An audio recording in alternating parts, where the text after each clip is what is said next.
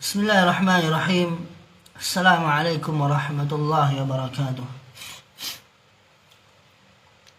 الحمد لله نحمده ونستعينه ونستغفره ونعوذ بالله من شرور أنفسنا ومن سيئات أعمالنا. من يهده الله فلا مضل له ومن يضلل فلا هادي له، وأشهد أن لا إله إلا الله وحده لا شريك له، وأشهد أن محمدا عبده ورسوله. وقال تعالى: يا أيها الذين آمنوا اتقوا الله حق تقاته ولا تموتن إلا وأنتم مسلمون. يا أيها الناس اتقوا ربكم الذي خلقكم من نفس واحدة وخلق منها زوجها وبث منهما رجالا كثيرا ونساء، واتقوا الله الذي تساءلون به والأرحام إن الله كان عليكم رقيبا. يا أيها الذين آمنوا اتقوا الله وقولوا قولا سديدا يصلح لكم أعمالكم ويغفر لكم ذنوبكم، ومن يطع الله ورسوله فقد فاز فوزا عظيما. أما بعد، فإن أصدق الحديث كتاب الله، وخير الهدي هدي محمد صلى الله عليه وسلم، وشر الأمور محدثاتها، وكل محدثات بدعة، وكل بدعة ضلالة، وكل ضلالة في النار.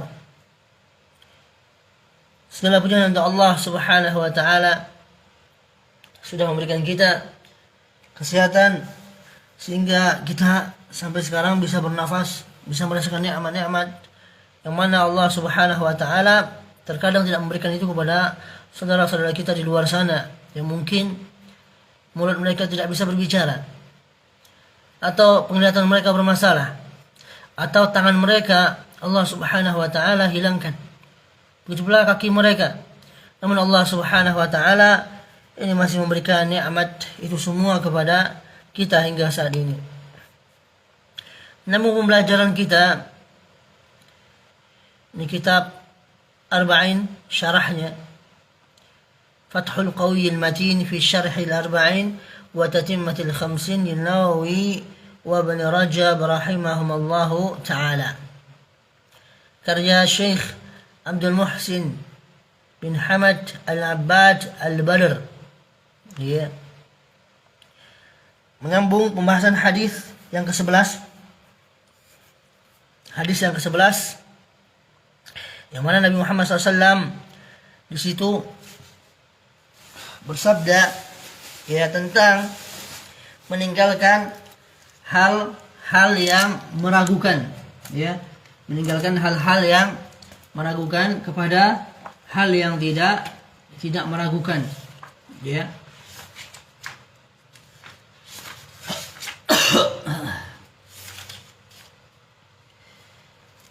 Kita baca ulang hadisnya. An Nabi Muhammadin Al-Hasan bin Ali bin Abi Talib sibti Rasulillah sallallahu alaihi wasallam raihanatihi radhiyallahu anhuma qala hafiztu min Rasulillah sallallahu alaihi wasallam da'a ma yaribuka ila ma la yaribuk. Rawah Tirmidzi wa qala haditsun hasanun sahihun. Dari Abu Muhammad Al-Hasan bin Ali bin Abi Talib, cucu Rasulullah Muhammad sallallahu alaihi wasallam dan kesayangannya beliau, ya, kesayangannya Nabi Muhammad sallallahu alaihi wasallam.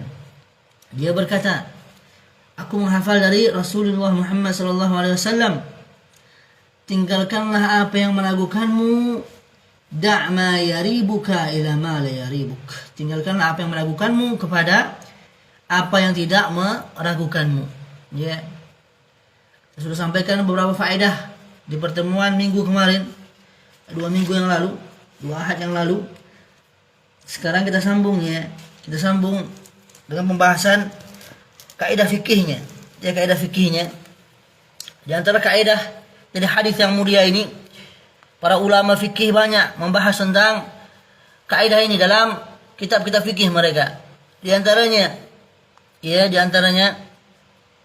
Al-Imam An-Nawawi dalam Syarah Sahih Muslim. Beliau mengatakan Ada bab taharah, ya, pembahasan taharah. Siapa yang yakin dalam keadaan suci, kemudian dalam keadaan ragu-ragu datang hadas. Ya, hadas ada dua, hadas besar, hadas kecil. Hadas besar diantaranya janabah, ya, junub. Hadas kecil, ini keluar angin atau dia buang air kecil dan sebagainya. Itu ya, hadas kecil. Maka barang siapa yang dia itu yakin pertama dalam keadaan suci, kemudian dalam keadaan ragu-ragu datang hadas. Nah, ini ragu-ragu, was-was. Maka ia tetap dalam keadaan taharah, suci. Begitu ya. Maka dia dihukum dalam keadaan suci. Baik, hal ini didapati ketika sholat ataupun di luar sholat. Inilah pendapat dari mazhab Asy-Syafi'i dan mayoritas ulama lainnya dari salaf terdahulu maupun khalaf yang belakangan. Ya, kata Al-Imam An-Nawawi rahimahullah dalam syarah Sahih Muslim. Kedua, pembahasan ini bahwasannya hadis yang mulia ini memberikan faedah yang banyak sekali dalam fikih. Siapa yang berhadas pada subuh hari, kemudian ia ragu-ragu ya. Setelah itu apakah ia sudah bersuci ataukah belum, maka ia dihukumi seperti keadaan pertama, yaitu ia dalam keadaan hadas. Contohnya bila suami istri janabah pada malam hari, dan ketika subuh hari dia ragu-ragu apakah sudah bersuci ataukah belum, gitu ya, maka dia dihukumi seperti keadaan yang pertama, dia dalam keadaan hadas atau janabah, ya, hadas besar. Ataupun ya sudah batal karena adanya kentut dan sebagainya membuat hadas kecil, ya, maka dia harus berwudu. Kalau tadi janabah dia harus mandi dulu, ya, karena keadaan awal itulah keadaan yang yakin dan tidak bisa dikalahkan dengan hanya sekedar keraguan-raguan, begitu ya. Begitu pula barang siapa yang pada sore hari menjelang matahari tenggelam telah berbuka puasa, ya, padahal dia masih ragu akan tenggelamnya matahari, maka batal puasanya. Kenapa? Karena sudah makan tadi, sudah makan, ya, pada sore hari menjelang matahari tenggelam, dia telah berbuka puasa, padahal dia masih ragu. Ini dia masih syak, masih ragu. Betul nggak dia tenggelam matahari, gitu kan? Betul nggak sudah masuk waktu maghrib di sini? Nah, maka batal puasanya karena dia ragu-ragu, gitu ya. Berbeda keadaannya ketika mendung gelap sama sekali. Nah, itu beda lagi keadaannya. Begitu pula seseorang membeli air dan mengklaim setelah itu bahwa air itu adalah najis. Lalu si penjual pun tadi yang menjual air mengingkarinya. Maka yang jadi pegangan adalah perkataan si penjual. Kenapa? Karena si penjual yang menjual air tersebut. Dan hukum asal air inilah yang yakinnya adalah suci. Annal asla fil miyahi taharah. Bahwasanya asal dari air itu adalah suci dan mensucikan, yaitu hukum asal air. Ya, maka tidak bisa dihilangkan dengan keraguan-raguan. Ya, kecuali memang air itu warnanya beda, gitu kan? Warnanya beda, kotor, jelas bau busuknya di situ. Maka nggak bisa untuk bersuci, berwudu ataupun ini mandi janabah. Ya, perlu diperhatikan.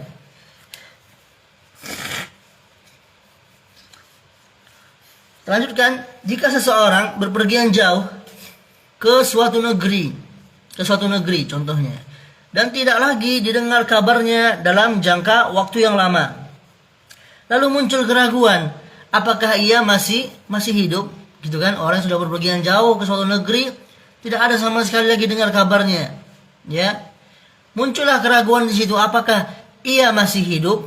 Nah, padahal tidak ada berita yang menunjukkan bahwasanya dia sudah mati. Artinya belum datang sesuatu yang yakin tentang kabar dia sudah meninggal. Maka apa hukumnya? Tidak boleh ia dinyatakan mati sampai datang berita yang pasti. Ya. Maka tidak boleh. Menyatakan dia itu mati. Sehingga apa? Sehingga ahli waris tidak bisa begitu saja membagi hartanya dengan dengan tidak bisa membagi hartanya sebagai warisan sampai yakin akan kematian. Ini penting sekali. Kaidah dalam hadis yang mulia ini, da'ama yaribuka ila ma la yaribuka. Tinggalkanlah sesuatu yang meragukanmu kepada sesuatu yang tidak meragukanmu. Ini bisa berlaku dalam pembagian harta waris ketika seorang itu berpergian jauh ke suatu negeri. Tidak lagi terdengar kabarnya apakah dia sudah mati atau masih hidup, begitu kan? Nah, maka tidak boleh dinyatakan dia itu mati sampai datang berita yang pasti, ya, sampai jelas kematiannya, barulah harta itu bisa dibagikan, ya, dibagikan dengan adil sebagaimana syariat Islam. Begitu pula kasus untuk hadis yang mulia ini, ya, banyak sekali, penting sekali hadis yang mulia ini dalam kehidupan sehari-hari.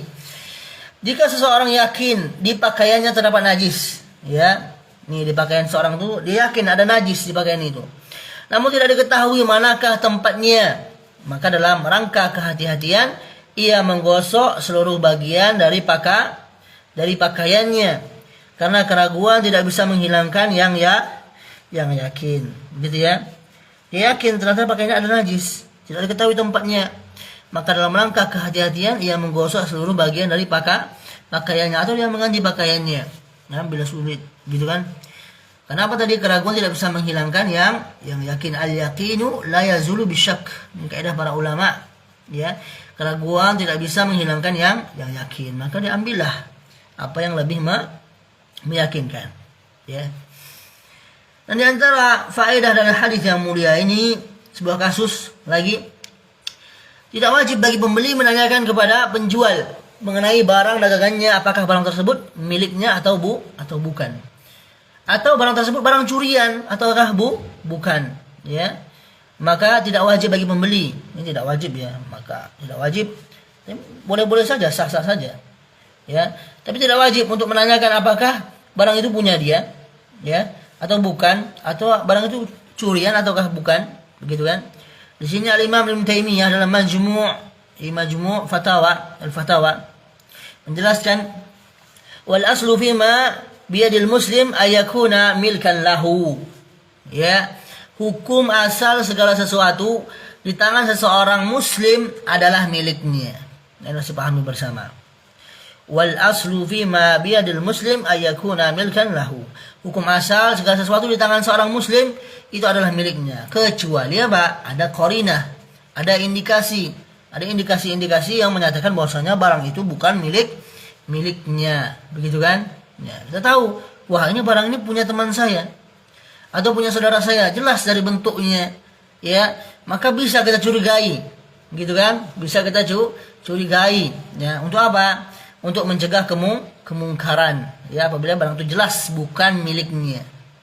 Maka di al-yaqinu la yazulu bisyak, keyakinan itu tidak bisa hilang. Ya, ini al-yaqinu la yazulu bisyak, keyakinan itu tidak bisa hilang dengan keraguan, ya. Keraguan tidak bisa menghilangkan yang yakin. Inilah tadi hukum asal, inilah yang yakin, ya, dan tidak bisa dikalahkan dengan keraguan.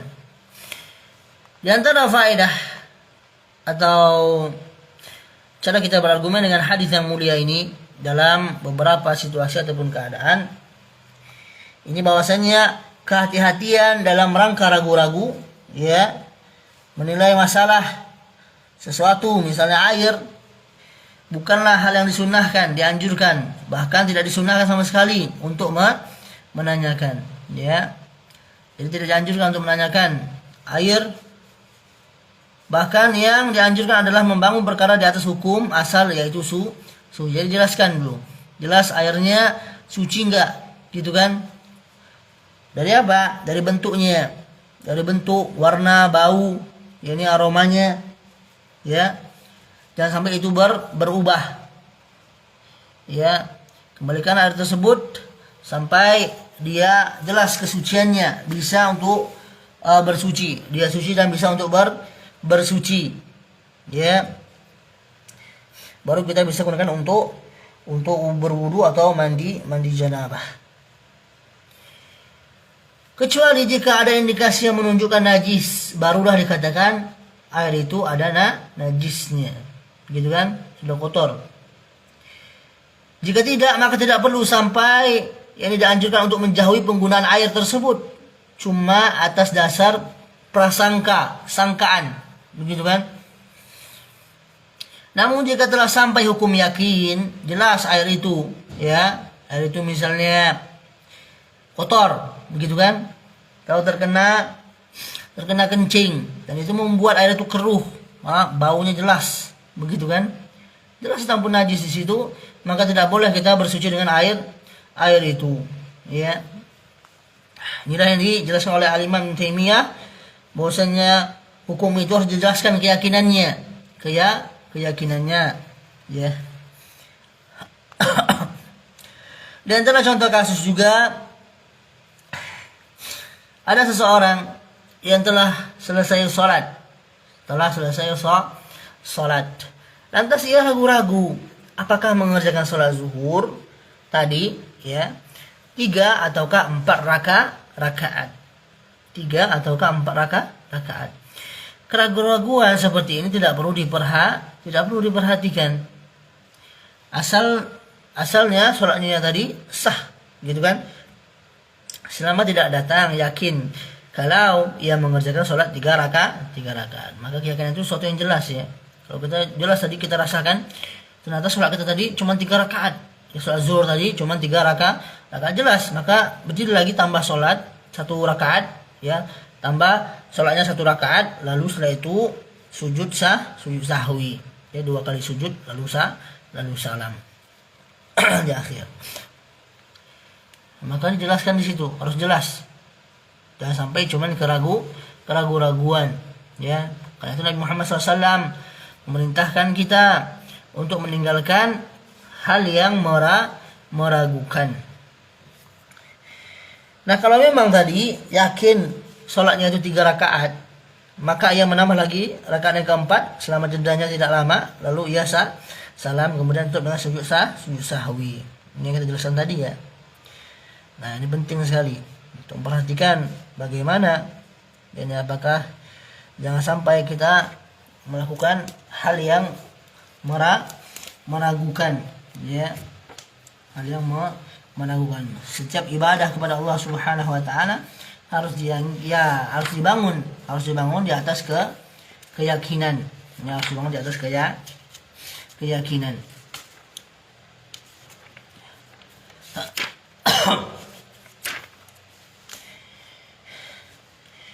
Kita ulangi lagi faedah.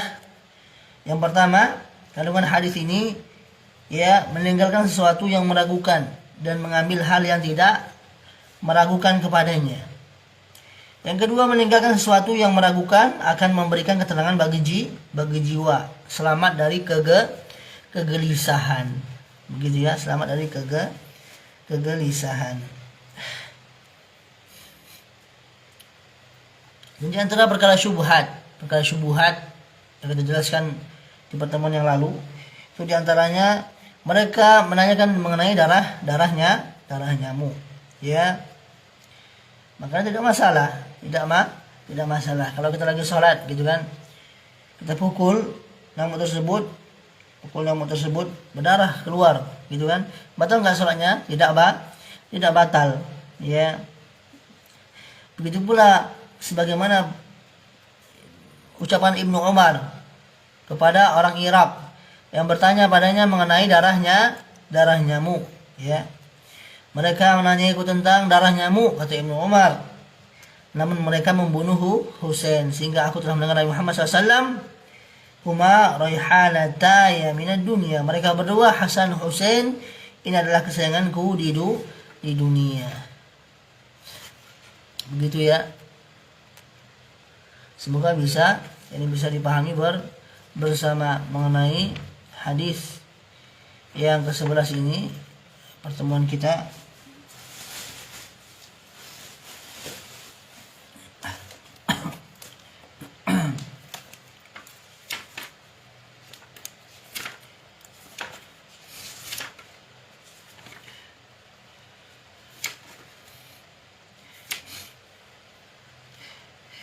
Di antara faedah, ya, beberapa faedah yang kami akan sampaikan, bahwasannya di hadis yang mulia ini kita dianjurkan untuk bersemangat, ya, bersemangat tabayyun, tasabbut, mengklarifikasi, ya, sebuah berita, sebuah berita agar tidak terjerumus dalam suatu berita yang itu meragukan syak atau hoax, begitu ya. Al-hirsu ala tasabbuti 'inda iradatin ay amal min al-a'mali hatta la yaqa' al-mar' fi ar-raibati wasyakki wa taraddudi alladhi rubbama yandumu ala fi'lihi wa yulamu alayhi, ya. Semangat untuk mengklarifikasi, ya, mengklarifikasi sesuai dengan kemampuan dari sebuah amalan, ya, sebuah amalan dari amal-amal, sampailah agar dia tidak terjatuh dalam keraguan, kebimbangan, ya, yang itu bisa jadi membuat dia menyesal, bisa membuat dia menyesal atas perbuatannya, dan dia pun dicela karena perbuatannya tadi. Dia tidak tasabbut, tidak tabayyun, tidak klarifikasi, ya, tidak berhati-hati dalam mengambil sebuah berita. Kata Nabi Muhammad SAW, da'a ma yaribuka ila ma la yaribuka. Tinggalkanlah sesuatu yang meragukanmu, ya, kepada sesuatu yang tidak meragukanmu. Begitu pula kata Nabi Muhammad SAW, alaikum bisidqi, dalam hadis muttafaqun alaih, alaikum bisidqi fa inna sidqa yahdi ilal bir wa innal birra yahdi ilal jannah.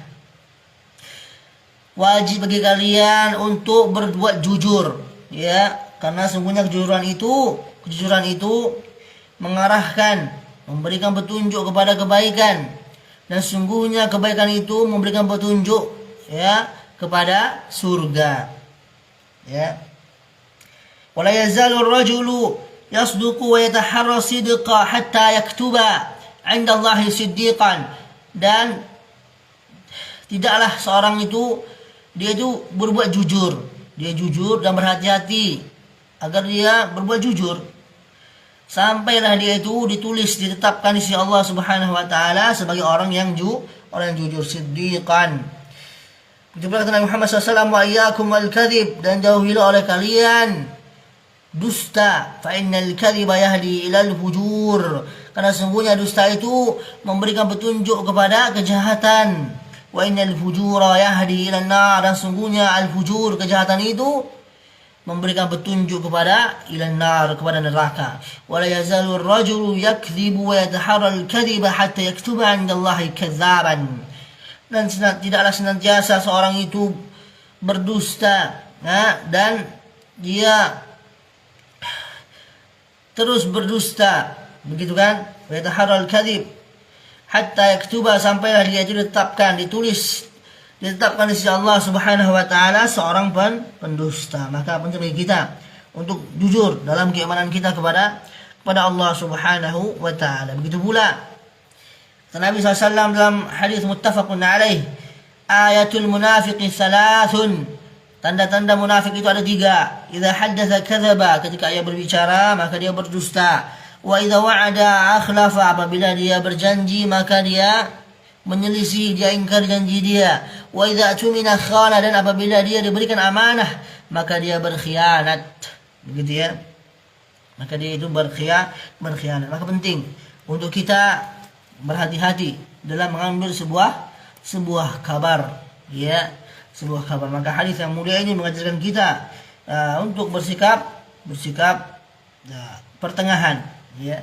Jangan sampai kita terlalu berlebihan dalam mengambil sebuah berita sehingga hal yang meragukan, hal yang salah pun kita sebarkan. Begitu pula jangan sampai kita terlalu lengah sehingga berita-berita pun yang sampai kita tidak pedulikan, ya, padahal berita itu benar, datang dari Allah dan Rasulnya.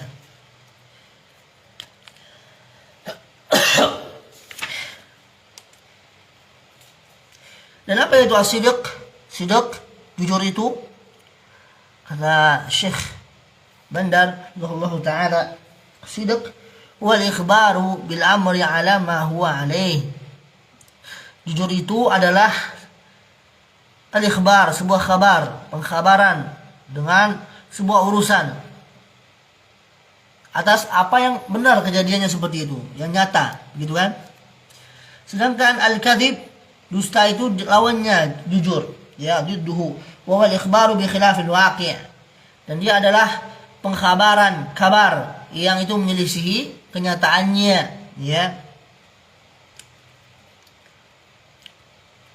Wa huwa ala darajat, dan dusta itu beberapa tingkatannya, ada beberapa tingkatan, ya. Famin a'zami darajatil kadhib wa aqbahiha, dan termasuk derajat yang paling tinggi, ya, dari dusta itu dan yang paling jelek, paling buruk itu adalah al-kadhibu 'ala Allah wa 'ala rasulih. Al-kadhibu 'ala Allah wa 'ala rasulih. Dusta kepada Allah dan kepada Rasulullah Muhammad sallallahu alaihi wasallam. Ini orang-orang munafik. Ya, itu tingkatan yang paling tinggi. Dalam Sahihain, Sahih Bukhari Muslim, bahwasanya Nabi Muhammad SAW bersabda, "Man kadzaba 'alayya muta'ammidan falyatabawa maq'adahu minan nar." Barang siapa yang berdusta atasku dengan sengaja, maka hendaklah dia menempatkan tempat duduknya di neraka. Gitu ya, ini dusta yang paling tinggi. Dusta atas nama Allah dan Rasulnya. Ya, karena kalau kita sudah membawa nama Rasulullah Muhammad SAW, tentu jelas itu kabar dari Allah. Ya, jangan sampai kita tidak memperhatikan hal ini. Kita perhatikan baik-baik, apakah benar, apakah sahih kabar dari Nabi Muhammad SAW, apakah di situ ada rawi-rawi hadis yang pendusta atau lemahnya terlalu lemah, begitu kan? Atau rawi itu matruk, hadis itu muttarib, ya, maudhu, palsu dan sebagainya. Maka itu semua ini harus kita perhatikan. Di antaranya juga dusta, ya, al-kadhib ada itfal, dusta kepada anak kecil, ya, dusta kepada anak kecil, makanya tidak boleh, begitu ya.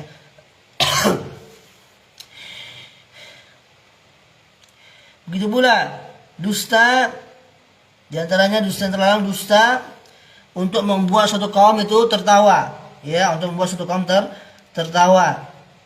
Di dalam hadis yang sahih bahwasanya Nabi Muhammad SAW bersabda, "Wailun lilladzi yuhadditsu fayakdzib."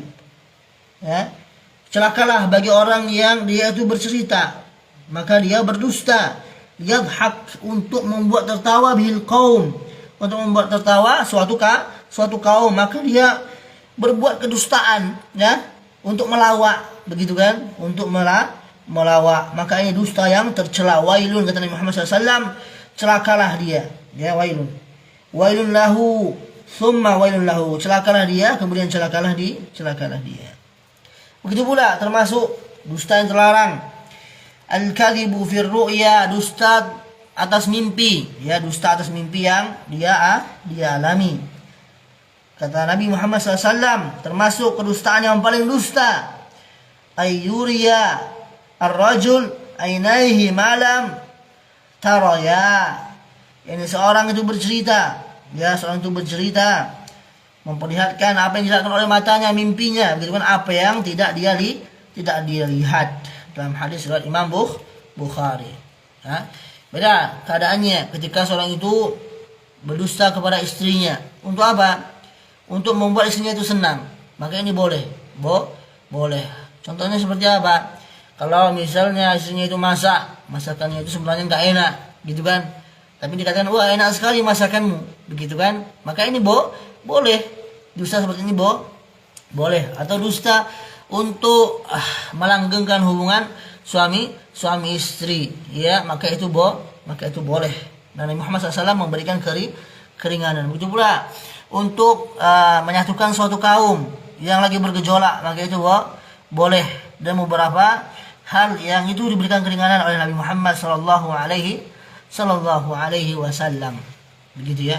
Ini faedah penting sekali, meninggalkan sesuatu yang meragukan kepada sesuatu yang tidak meragukan.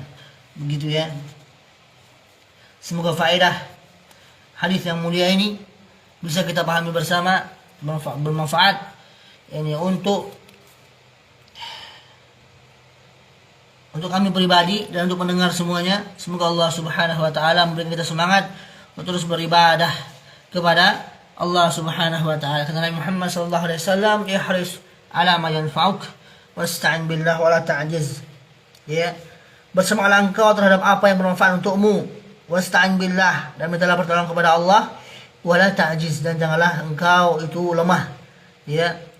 Karena mukmin yang kuat itu lebih baik daripada mukmin yang lemah. Sedangkan pada keduanya itu kata Nabi Muhammad SAW ada kebaikan. Begitu ya. Ada kebaikan, dan jangan pula kita termasuk orang-orang yang berlebih-lebihan menjalankan agama Allah ini. Ya, jangan sampai kita termasuk orang yang berlebih-lebihan. Kata Nabi Muhammad SAW, halakal mutanatti'un, halakal mutanatti'un, halakal mutanatti'un. Celakalah orang yang berlebih-lebihan, ya. Celakalah orang yang berlebih-lebihan, celakalah orang yang berlebih-lebihan, melampaui batas. Celaka, kata Nabi Muhammad SAW. Ini mereka yang berlebih-lebihan dalam beribadah kepada Allah Subhanahu wa taala. Di antaranya apa lagi? Mereka yang berlebih-lebihan itu mereka yang tidak mengambil rukhsah, keringanan dari Allah Subhanahu wa taala. Mereka yang melakukan kemaksiatan kepada Allah Subhanahu wa taala dan hal-hal yang itu melampaui batas dalam syariat. Semoga Allah Subhanahu wa taala tidak memasukkan kita kepada orang-orang yang berlebih-lebihan melampaui batas. Ini bisa kami sampaikan. Allahu a'lam bishawab. Subhanakallahumma bihamdika asyhadu an la ilaha illa ant astaghfiruka wa atubu ilaik. Assalamualaikum warahmatullahi wabarakatuh.